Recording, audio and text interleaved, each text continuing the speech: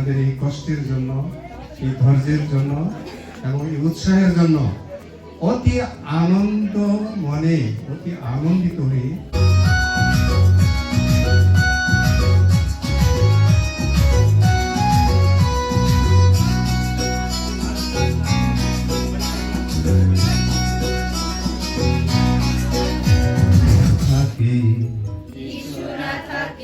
তবে বলো আমাকে।